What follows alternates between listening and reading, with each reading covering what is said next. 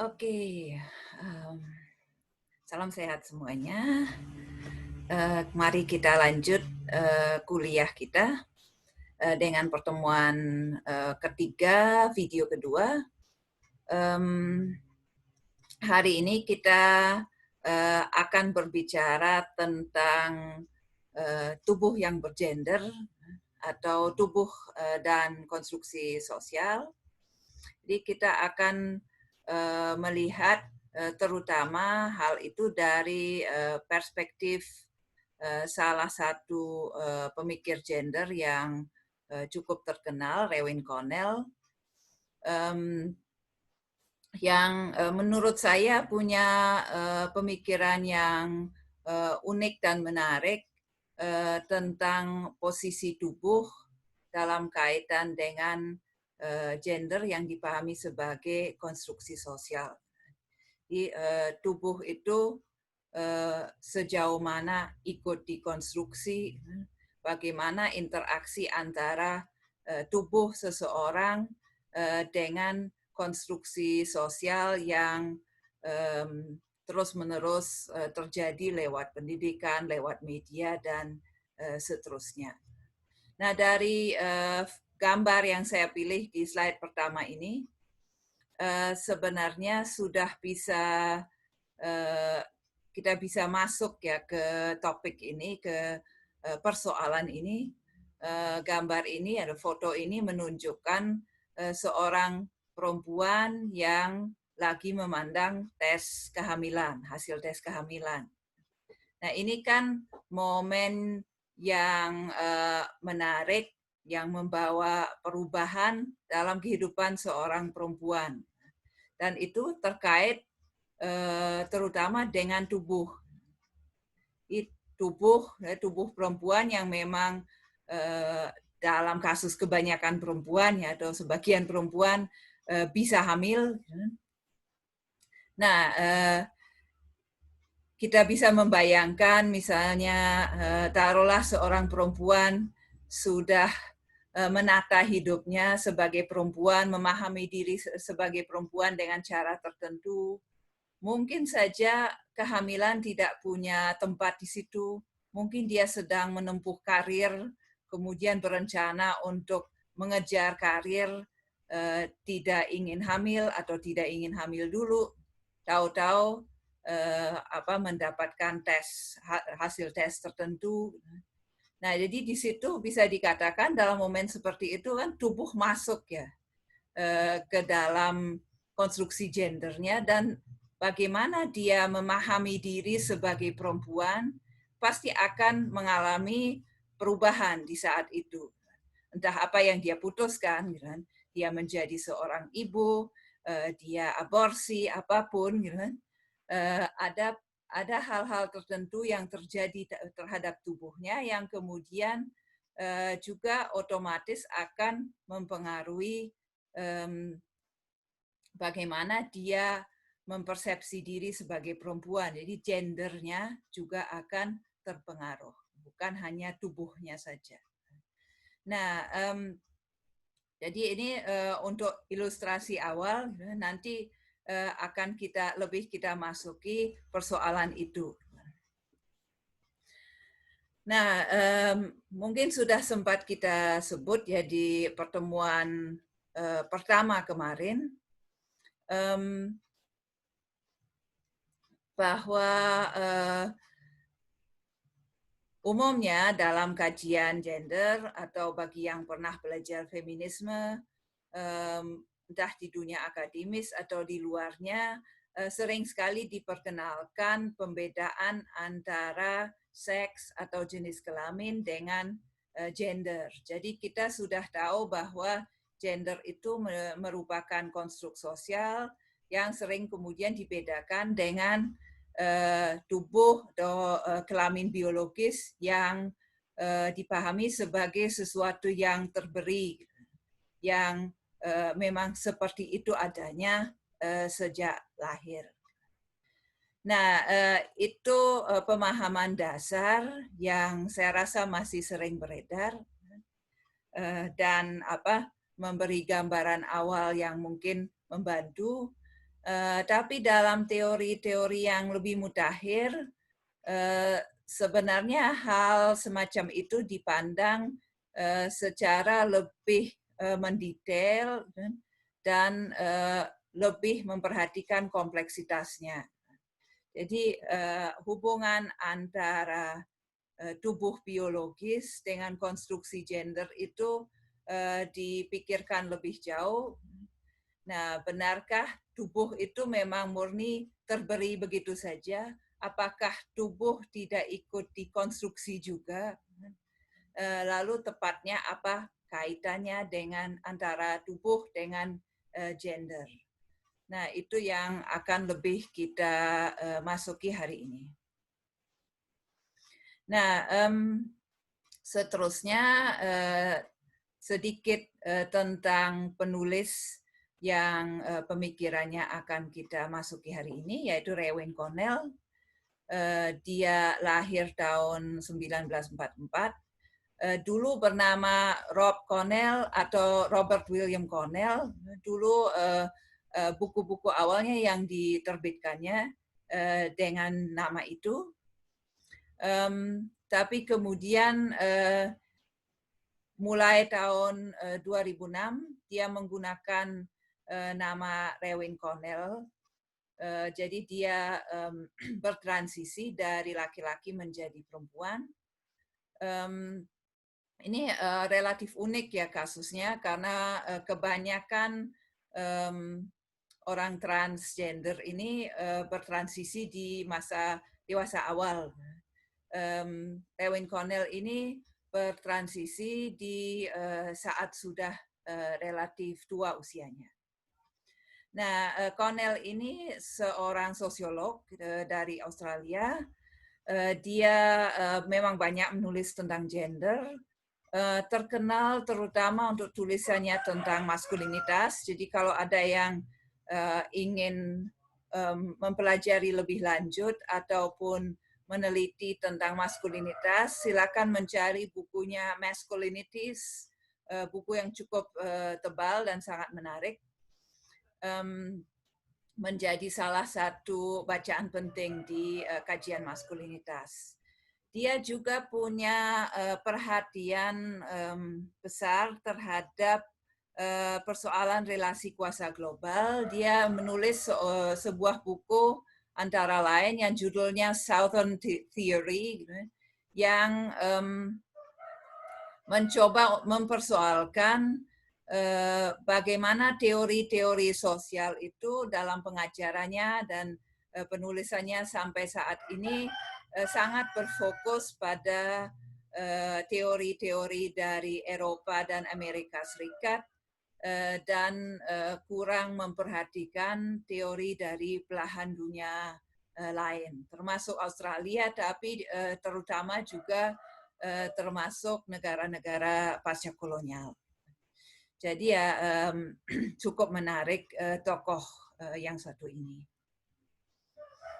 Nah, kita masuk ke bacaan kita untuk hari ini. Saya akan merujuk, maaf tadi ya, selanjutnya ke buku Gender in World Perspective. Sudah ada edisi ketiga sebenarnya, tapi saya belum mendapatkan bukunya, jadi saya menggunakan di sini edisi kedua yang terbit tahun 2009. Jadi halaman-halaman yang ada di slide berikut untuk kutipannya itu semua merujuk ke edisi kedua ini. Wah, maaf ini banyak ayam di luar jendela saya. Nah, jadi ya sudah kita lihat, saya rasa juga dalam bacaan pertemuan lalu dari Aditya juga sudah kelihatan betapa gender itu lebih cocok dipahami sebagai sebuah proses, bukan sebuah keadaan. Jadi betapa terus-menerus gender kita berubah, berproses, dan ya di sini digunakan istilah becoming gitu kan, a condition actively under construction. Jadi ya itu gender kita pada dasarnya selalu under construction, ya selalu dalam pembangunan, masih proyek gitu kan. Jadi selalu terus-menerus dikonstruksi, diubah, ataupun diafirmasi. Mungkin sebagian dari kalian sudah pernah mendengar kutipan yang sering disebut ini dari Simone de Beauvoir, one is not born but rather becomes a woman. Jadi kita tidak lahir dengan gender tertentu, tapi menjadi perempuan. Jadi yang penting di sini yang ditekankan juga oleh Cornell di sini dengan merujuk ke Beauvoir, de Beauvoir adalah proses becoming itu. Jadi proses yang terus-menerus berlangsung dengan segala belokan-belokannya, perubahannya sepanjang hidup kita. Nah, di mana posisi tubuh dalam proses becoming itu yang akan sedikit kita bahas hari ini. Nah, proses ini sifatnya aktif, gitu kan. Jadi menjadi laki-laki, menjadi perempuan itu proses yang aktif. Ini bukan sesuatu yang terberi secara alami, bukan juga sesuatu yang sepenuhnya dipaksakan dari luar. Jadi ya karena kita dididik sebagai laki-laki atau perempuan, misalnya seakan-akan itu dipaksakan pada kita dan kita adalah objek yang pasif yang dikonstruksi menjadi perempuan atau dikonstruksi menjadi laki-laki. Tidak seperti itu, tapi kita sendiri aktif terlibat. Kita mengkonstruksi diri terus-menerus menjadi maskulin, menjadi feminin. Kita sendiri mengambil tempat tertentu dalam tatanan gender yang ada di masyarakat ataupun memberi respon terhadap tempat yang diberikan pada kita.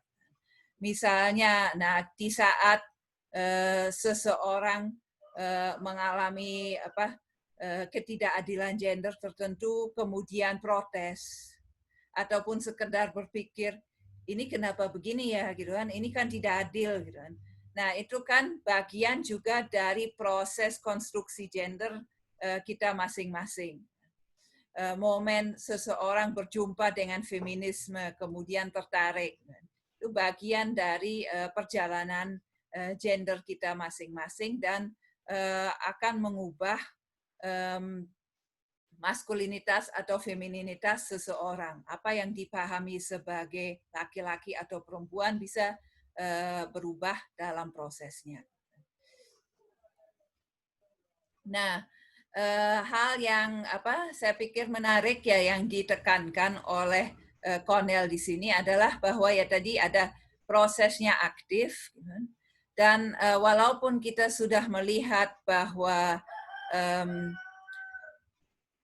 tatanan gender itu penuh ketidakadilan, banyak masalah di sana yang sudah kita identifikasi, tapi biasanya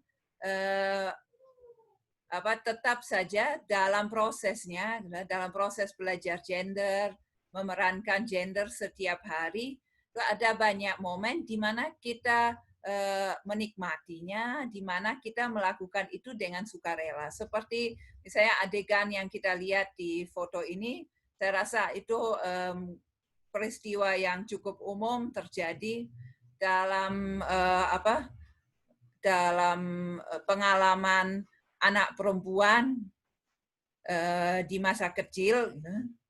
Nah, bermain-main dengan make up, dengan dandanan dan sebagainya. Kebetulan saya sendiri tidak punya kenangan dengan make up seperti itu. Ibu saya tidak suka pakai make up, jadi tidak ada kesempatan gitu kan. Tapi ya kita sering lihat anak perempuan melakukan hal itu. Ini kan bagian dari belajar gender. Jadi dan itu biasanya anak-anak sangat menikmati itu. Begitupun anak laki-laki yang memainkan permainan-permainan yang dipahami sebagai maskulin, di mana dia entah tembak-tembakan, permainan-permainan di mana dia mempelajari peran-peran yang secara umum dipandang sebagai peran laki-laki dalam masyarakat. Nah, hal-hal seperti itu dinikmati. Begitupun ketika beranjak dewasa, tetap banyak aktivitas dalam memerankan gender yang kita nikmati. Jadi gender itu bukan sesuatu yang murni menindas, tapi juga sesuatu yang membawa kesenangan, membawa kenikmatan. Nah, jadi bisa dilihat dari situ bahwa tatanan gender ini adalah sumber kesenangan, pengakuan, identitas, sekaligus juga sumber kesakitan, kesusahan, ketidakadilan. Nah, karena memang kompleks seperti itu, ada unsur menyenangkan, ada unsur menyakitkan, maka politik gender termasuk perjuangan feminis menjadi cukup kompleks karena itu. Nah, mungkin dari sisi ini kita juga bisa memahami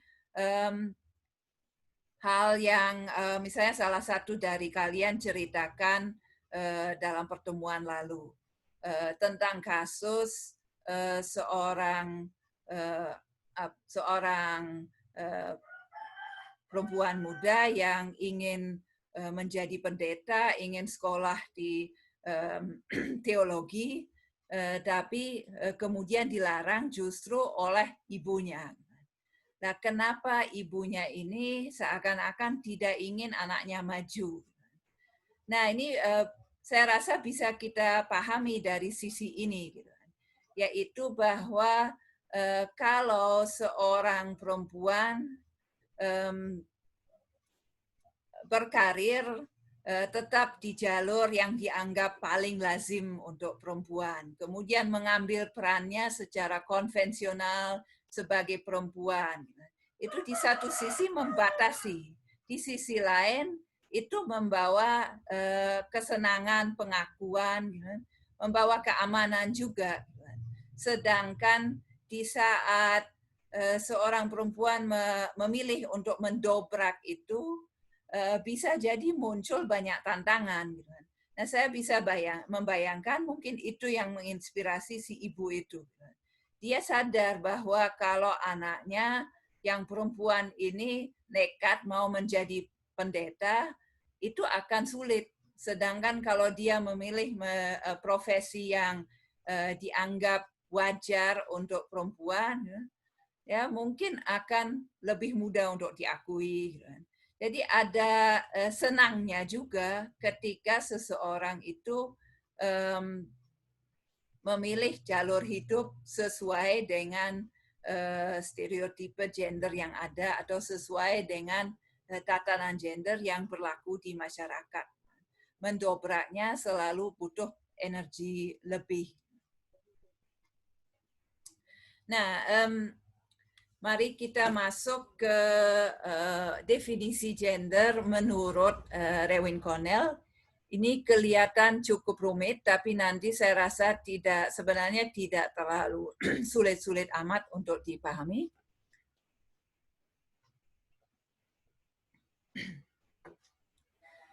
Nah, jadi gender is the structure of social relations that centers on the reproductive arena and the set of practices that brings reproductive distinctions between bodies into social processes. Nanti akan kita lihat elemennya satu persatu akan menjadi jelas gitu kan. Atau kalau diekspresikan secara lebih informal gitu.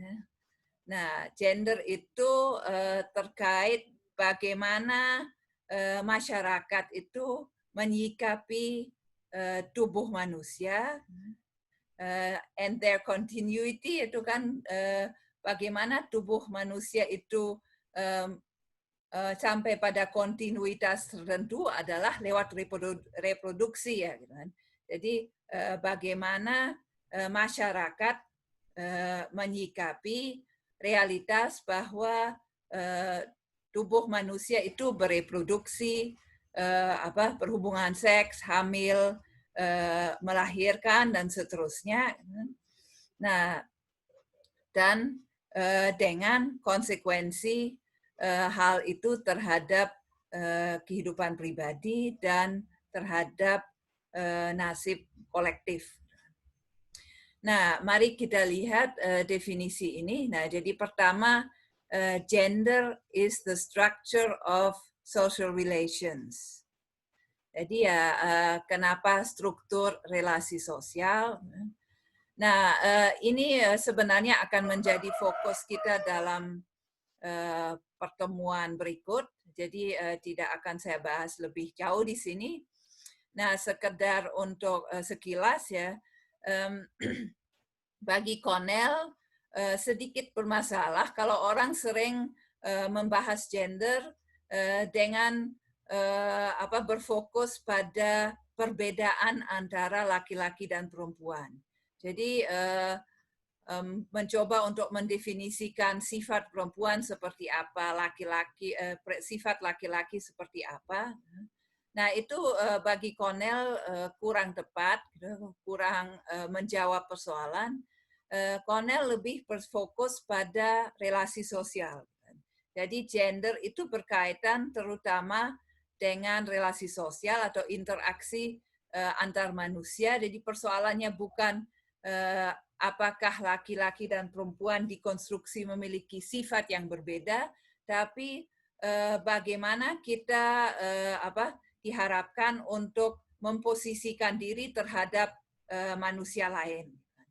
Dalam relasi dengan antar perempuan dan laki-laki, antar perempuan, antar laki-laki, dalam keluarga, dalam masyarakat secara lebih luas, dan sebagainya. Jadi persoalannya selalu di relasi gender. Nah, dan relasi itu membentuk pola atau membentuk struktur.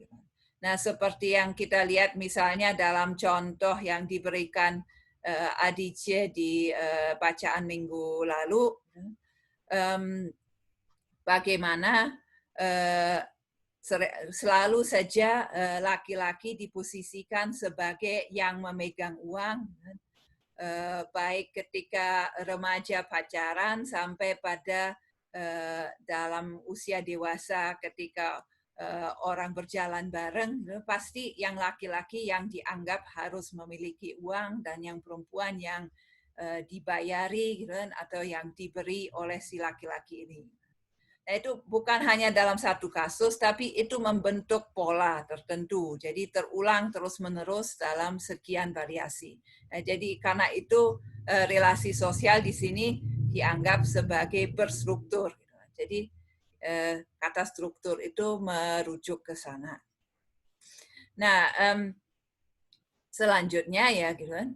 Jadi gender itu adalah jadi struktur relasi sosial yang berpusat pada arena reproduktif.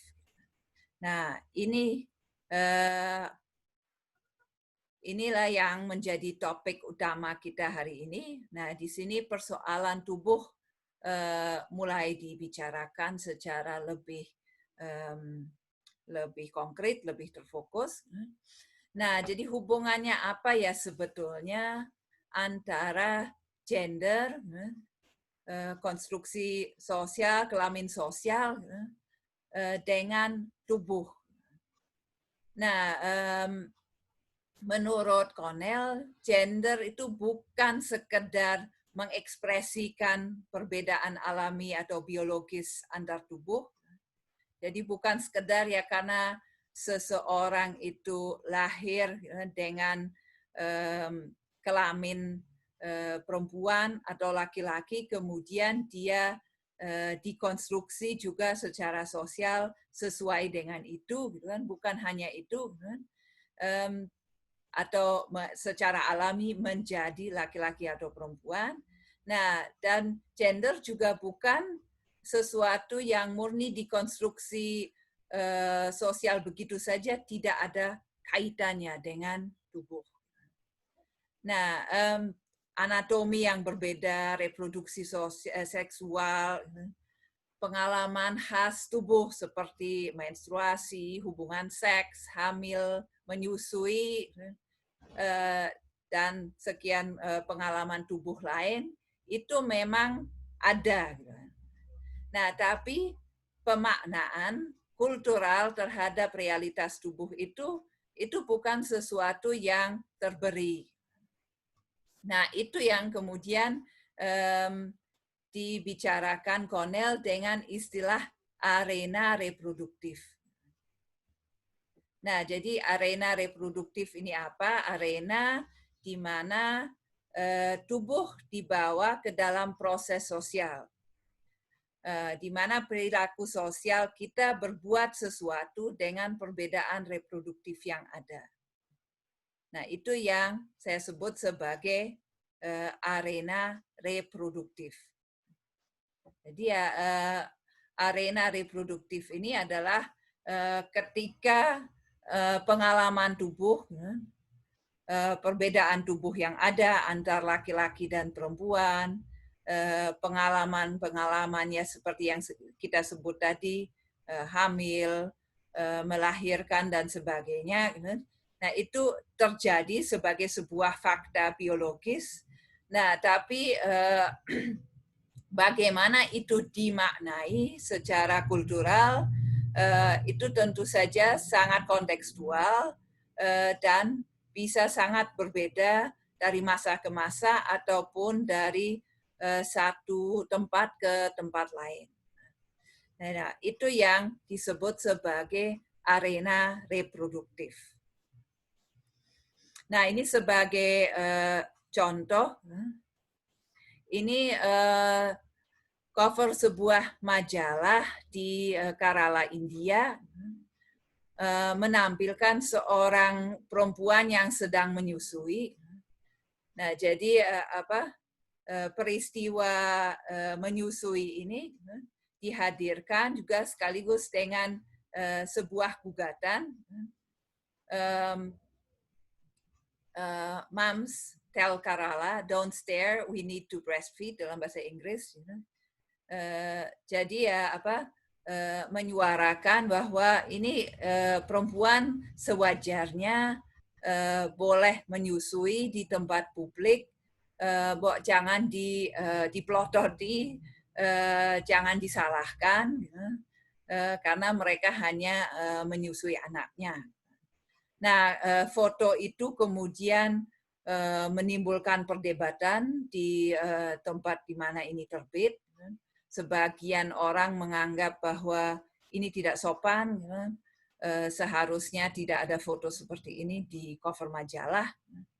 Nah, kemudian kasus ini diangkat dalam sebuah artikel di The Guardian di Inggris. Dari situ memang saya mendapatkan kasus ini. Dengan ditulis oleh seorang perempuan berketurunan India juga dengan judul Why Britain's Attitude to Breastfeeding is Still a Disgrace, di mana dia menceritakan kasus ini. Nah, kemudian dia langsung merujuk pada sebuah relasi kuasa global yang bisa diasumsikan akan langsung muncul ketika kasus seperti itu diceritakan. Jadi dia mengatakan, ya ini terjadi di India. Tapi janganlah langsung orang Inggris merasa kita superior di India, orang masih menindas perempuan seperti ini, masih menganggap hal-hal seperti itu tidak sopan. Seakan-akan di Inggris itu lebih maju, karena ternyata menurutnya tidak demikian. Orang Inggris yang menyusui, yang memilih untuk menyusui, bukan misalnya memilih memberi susu botol dan sebagainya, itu paling rendah persentasenya. Kemudian banyak perempuan yang merasa malu menyusui di publik di Inggris juga, dan bahkan di ruang parlemen menyusui itu dilarang di Inggris. Nah, jadi ya ini menarik di mana perdebatan itu juga dibawa ke dalam kaitan dengan relasi kuasa global. Ini memang hal yang nanti akan kita dalami lebih jauh belakangan. Nah, ini yang sering sekali disebut dengan istilah feminisme kolonial. Jadi ya sikap di mana orang Eropa atau orang Barat lainnya merasa diri lebih maju dalam kaitan dengan emansipasi perempuan, dengan keadilan gender, kemudian memandang orang dari negara non-Barat sebagai tertinggal dalam hal ini, dan kemudian bersikap seakan-akan orang Barat harus menyelamatkan orang lain karena diri mereka sudah lebih maju. Nah, hal itu yang dirujuk di sini dan dikritik gitu kan, dengan penjelasan bahwa ternyata dalam kasus menyusui ini sama sekali tidak demikian. Di Inggris juga kondisinya mengkhawatirkan. Nah, ini menarik saya rasa sebagai contoh untuk mengilustrasikan apa yang dimaksud dengan arena reproduktif tadi. Nah, sebuah arena di mana tubuh dibawa ke dalam proses sosial. Nah, di sini tubuh, apa ya yang dimaksud dengan tubuh? Nah, ada perempuan yang menyusui, gitu kan. Itu fakta biologis tubuh, gitu kan. Nah, tapi bagaimana ini kemudian dimaknai secara kultural, gitu kan? Nah, itu ternyata sangat kompleks dalam kasus ini, gitu kan. Jadi perempuan ini menyusui, kemudian difoto, itu sudah praktek kultural, ditempatkan di cover majalah, mendapat tanggapan yang beragam. Nah, ditempatkan di cover itu juga sudah dengan pemaknaan, dengan gugatan. Nah, kemudian hal itu direspon lagi di sebuah negara yang berbeda dengan konteks kesadaran relasi kuasa global dan gugatan tertentu terhadap atau untuk masyarakat Inggris sendiri. Sangat kompleks arena reproduktifnya dalam kasus ini. Jadi begitu jauh ya pemaknaan kultural terhadap satu peristiwa menyusui ini.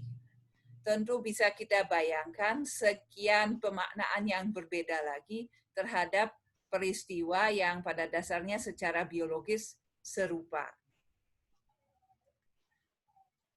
Nah, beralih ke sekarang ya yang saya bahas ini, beralih ke bab 4. Bagi yang sudah membaca, semoga semua sudah membaca.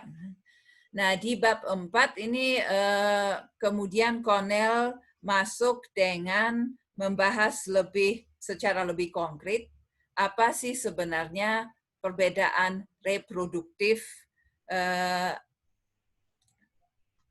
di dalam spesies manusia.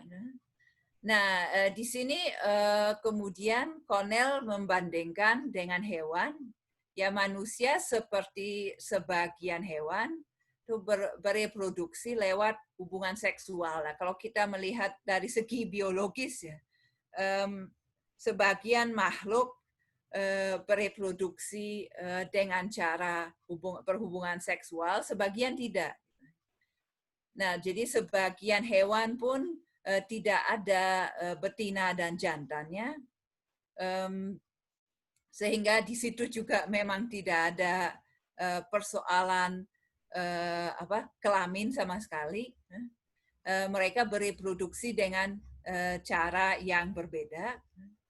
Nah, jadi manusia itu serupa dengan hewan-hewan yang juga bereproduksi lewat hubungan seksual.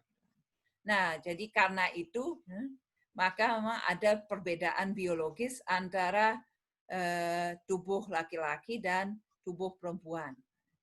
Jadi manusia itu mamalia dengan sistem reproduktif yang terbedakan dengan jelas, tapi dengan perbedaan fisik lain yang tidak terlalu signifikan. Nah, ini maksudnya apa? Nah, kalau kita membandingkan dengan hewan, sebagian hewan itu bukan hanya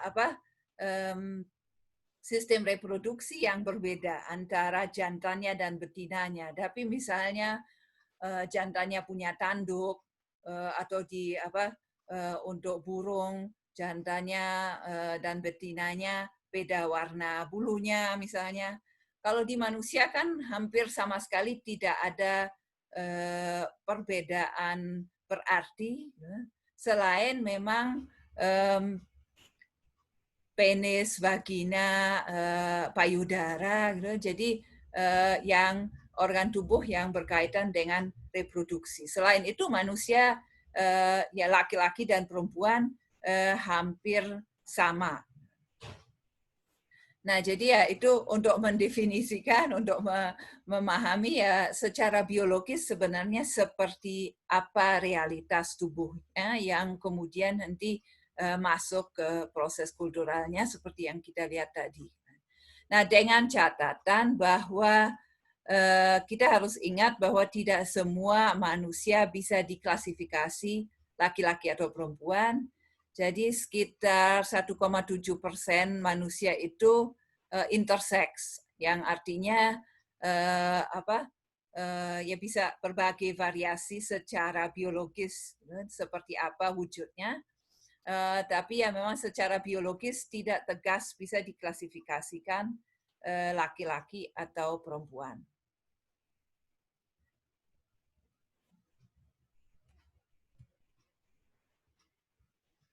Oke, sebentar, ini kok kayaknya kehang.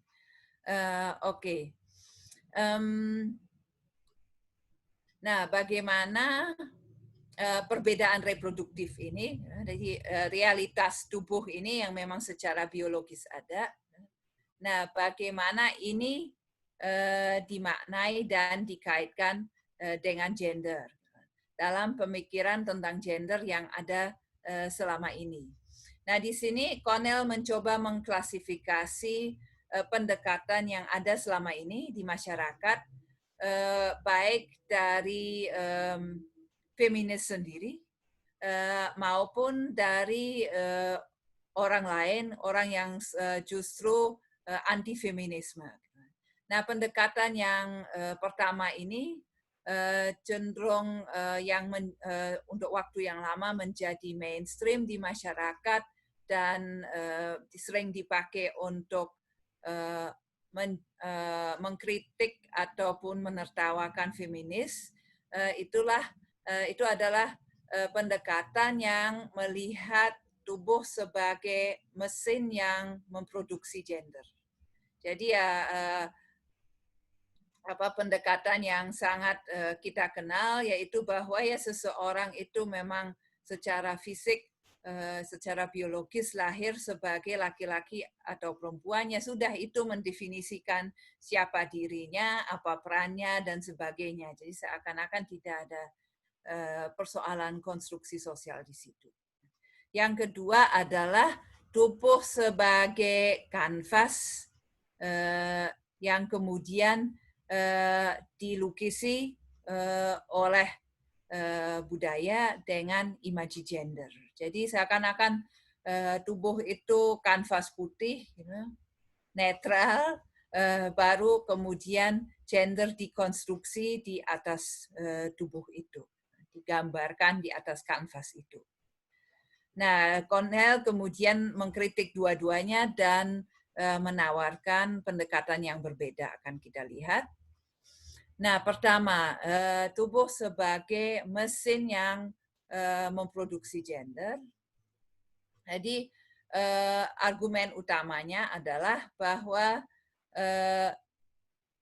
dominasi laki-laki itu alami sebagai hasil evolusi gitu.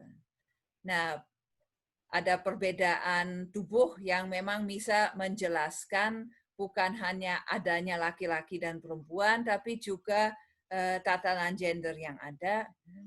Nah, bahwa memang ada perbedaan struktur otak, perbedaan hormon, gitu, dan sebagainya yang memang menyebabkan peran dan sifat laki-laki dan perempuan itu wajar dan hadir. Nah, jadi ini saya rasa pendekatan yang kita kenal dan masih sering hadir di masyarakat secara umum.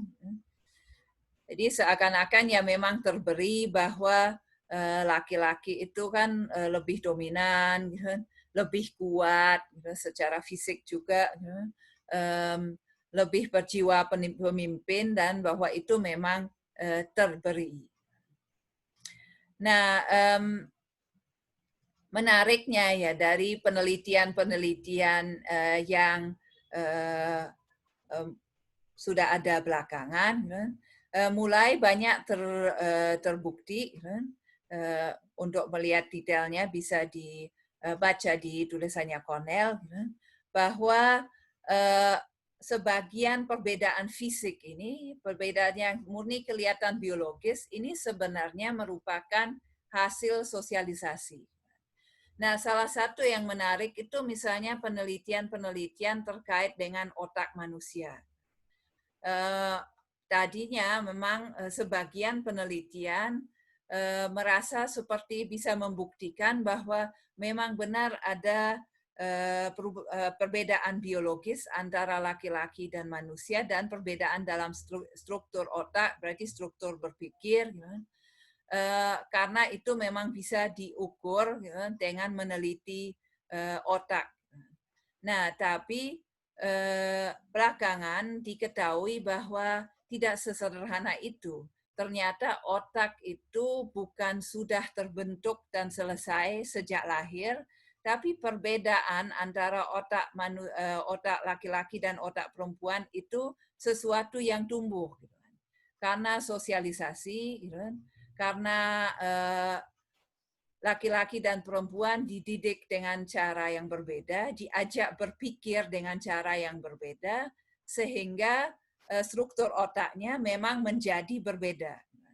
Jadi memang benar ada perbedaan struktur otak, tapi itu hasil pendidikan, bukan terberi dari awal.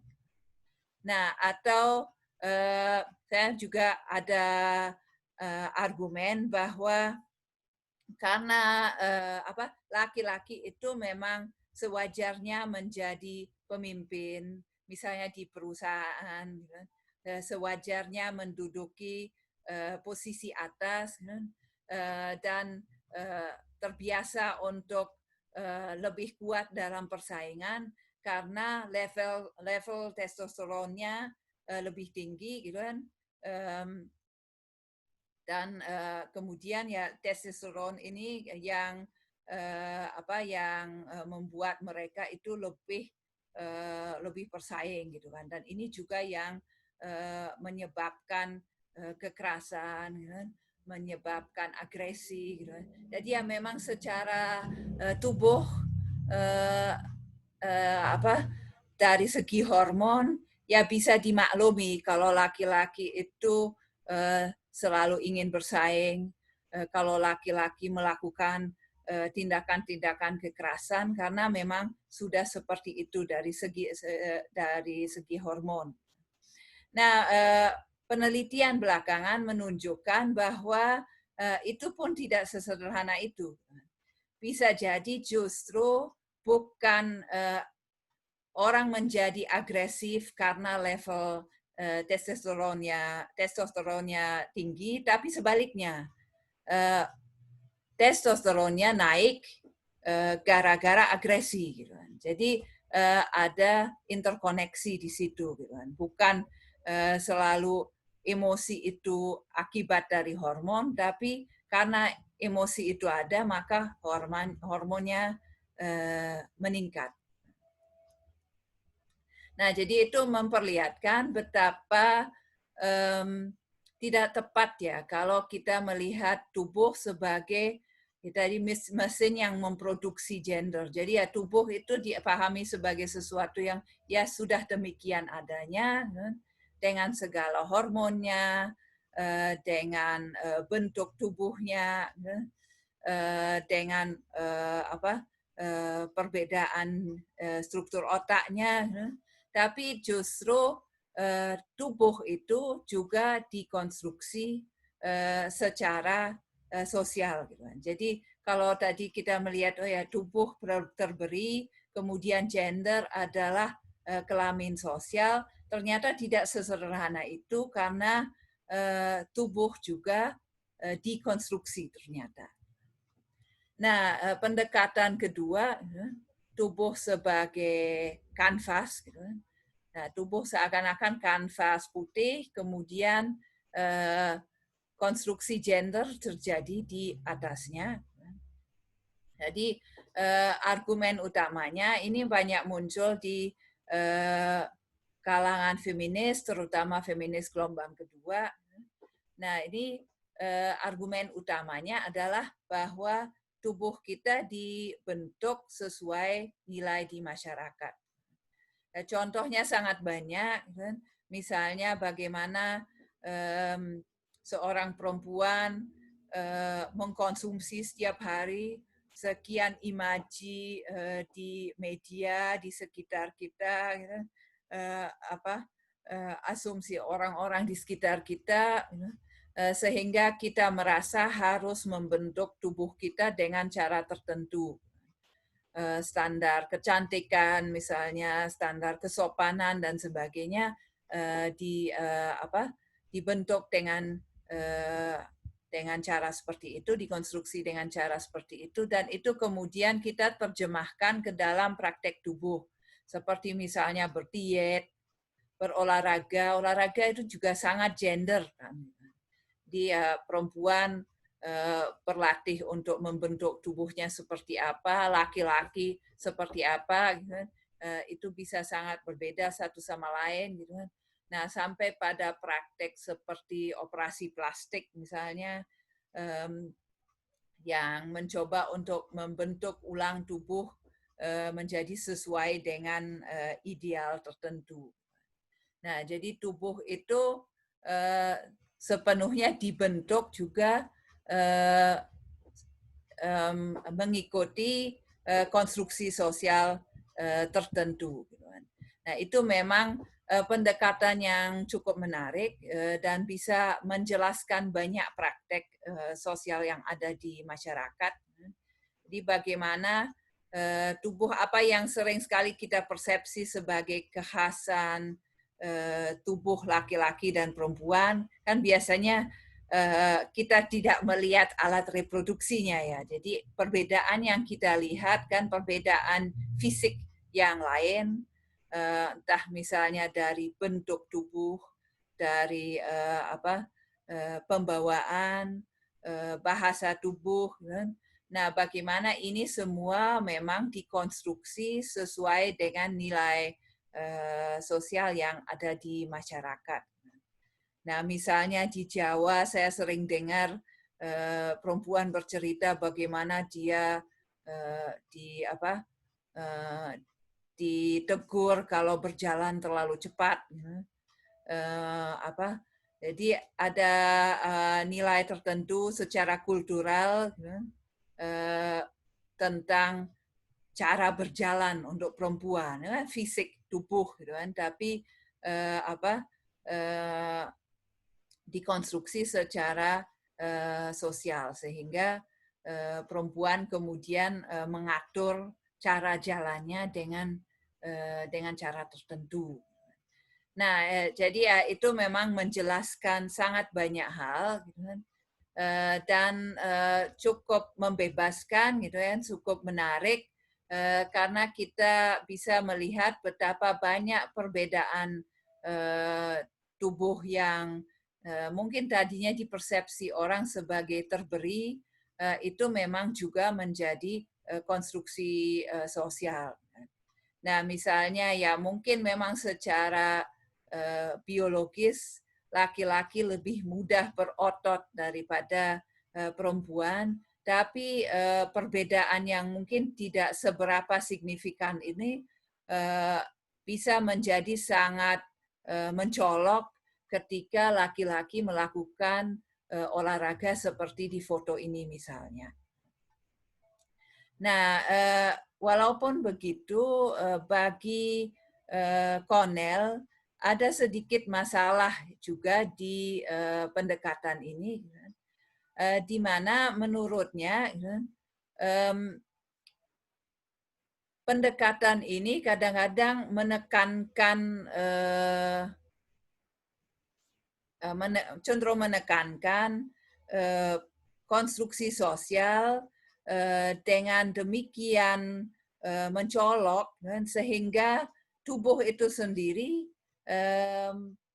perbedaan reproduksi itu sendiri seakan-akan hilang sama sekali. Jadi tubuh itu benar-benar seperti kanvas kosong, gitu kan. Jadi seakan-akan tubuh itu tidak ada perbedaan tubuh sama sekali. Perbedaan gender itu sepenuhnya hasil konstruksi sosial yang kemudian membentuk tubuh ini menjadi maskulin atau feminin. Nah, jadi ya itu bagi Cornell tidak sepenuhnya masuk akal, karena bagaimanapun pada akhirnya konstruksi maskulinitas dan femininitas ini kembali merujuk ke perbedaan reproduksi tadi. Jadi justru bahwa manusia bereproduksi dengan cara seksual, dan karena itu ada laki-laki dan ada perempuan. Nah, itu yang menjadi penyebab awal kenapa kemudian ada konstruksi laki-laki dan perempuan. Nah, walaupun tentu saja dalam wujudnya bisa saja tubuh yang secara biologis laki-laki itu kemudian dikonstruksi menjadi tubuh perempuan dan sebaliknya. Tapi toh dalam konstruksi seperti itu pun pada akhirnya ada rujukan kembali ke identitas laki-laki dan perempuan. Nah, jadi tetap tubuh itu dan tadi ya reproduksi, perbedaan reproduksi, reproduktif gitu, itu yang tetap harus diakui berperan besar dalam konstruksi gender. Nah, di situ kemudian di akhir bab 4, Cornell menawarkan konsepnya sendiri yang sudah sekilas kita lihat tadi dalam definisi gendernya. Nah, jadi menurutnya tubuh itu baik menjadi objek praktek sosial, tapi juga menjadi agen praktek sosial. Jadi objek sudah kita lihat tadi ya, di bagaimana tubuh dibentuk lewat praktek-praktek sosial seperti olahraga, operasi plastik dan sebagainya. Tapi di saat yang sama tubuh juga menjadi agen praktek sosial. Nah, ini sebelum baca lebih lanjut, kita lihat dulu apa ya maksudnya. Tubuh, bagaimana tubuh bisa menjadi agen. Nah, tubuh itu tidak selalu sesuai dengan pembentukan secara dari segi konstruksi sosial tadi. Nah, itu sebenarnya sudah saya sebut sedikit paling awal tadi dengan foto perempuan yang memandang tes kehamilan itu. Nah, tubuh itu bisa sakit, bisa menua, bisa payah saat bekerja, bisa hamil, melahirkan, dan gender seseorang itu bisa berubah karena itu. Jadi tubuhnya yang menjadi agen dalam perubahan. Contohnya misalnya, taruhlah seorang laki-laki itu berprofesi sebagai olahragawan ataupun hobi olahraganya kuat, gitu kan. Kemudian dia mendefinisikan identitasnya sebagai laki-laki lewat olahraga itu.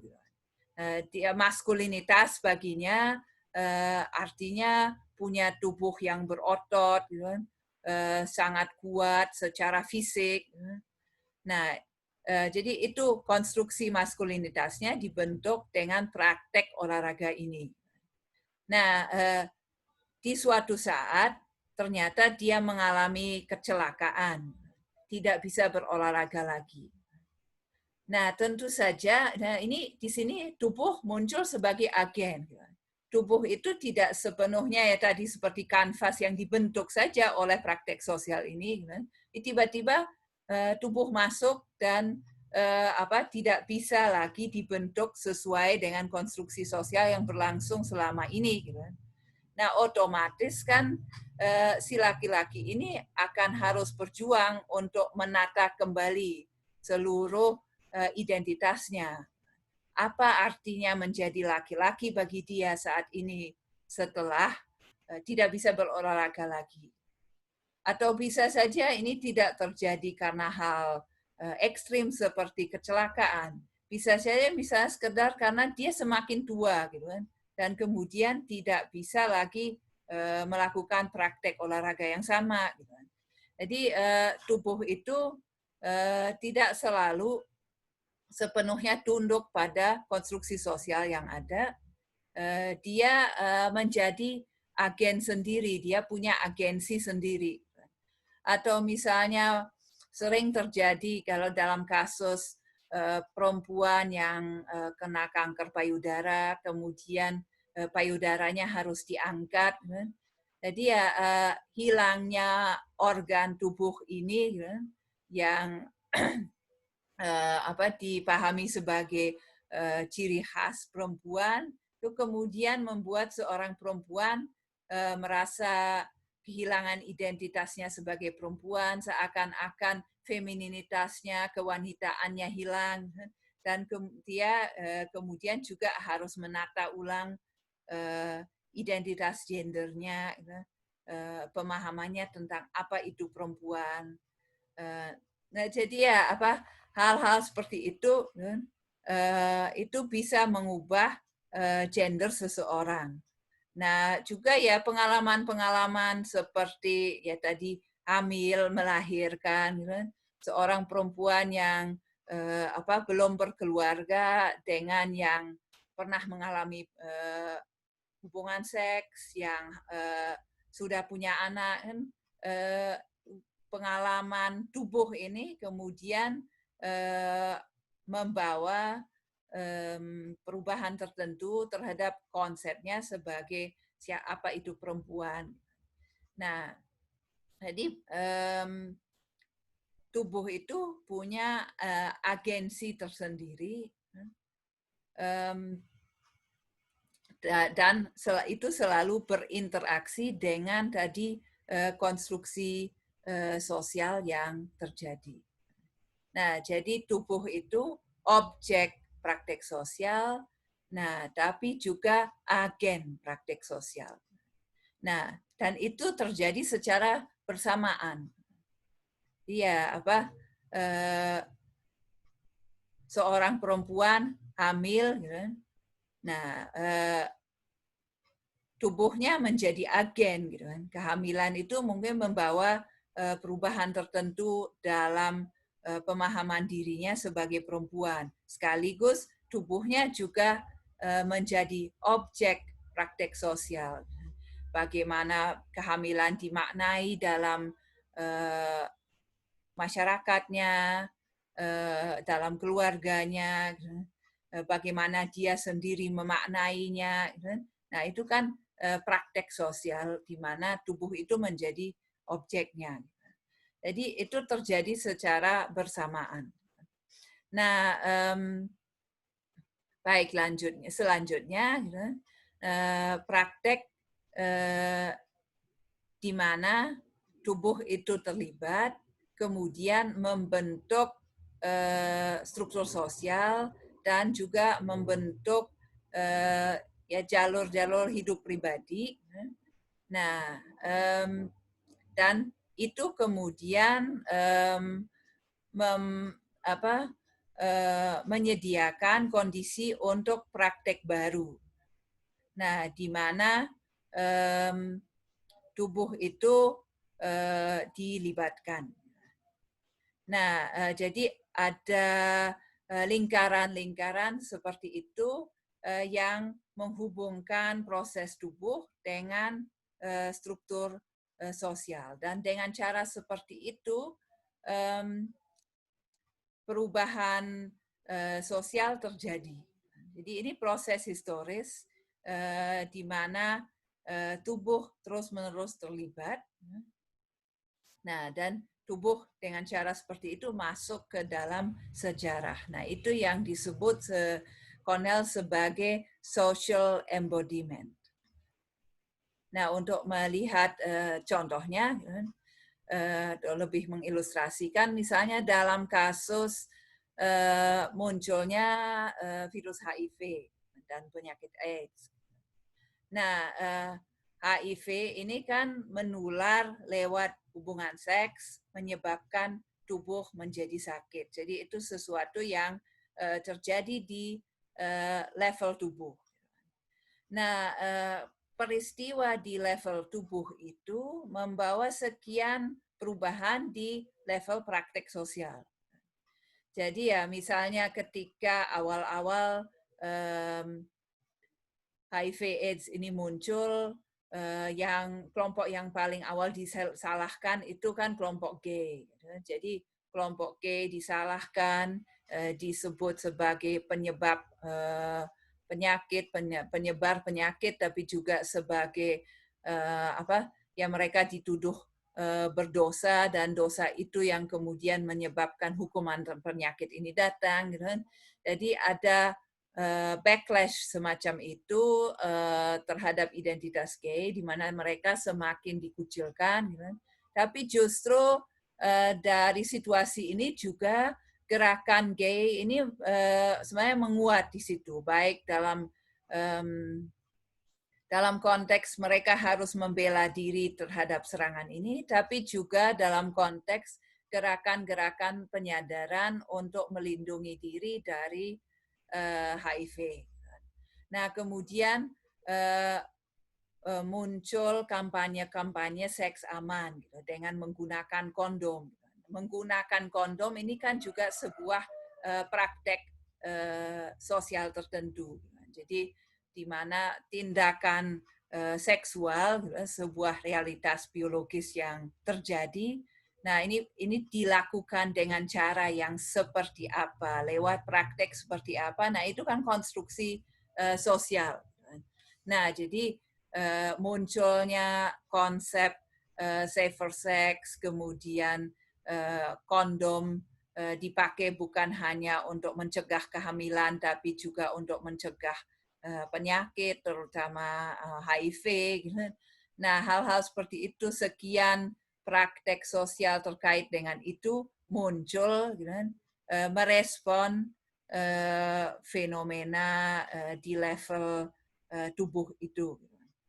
Nah, bahkan kemudian itu juga membawa kesadaran gitu di masyarakat yang lebih luas, persepsi yang berubah ya tentang seksualitas. Itu kan tadinya ya sebelumnya ada revolusi seksual, gitu kan, ada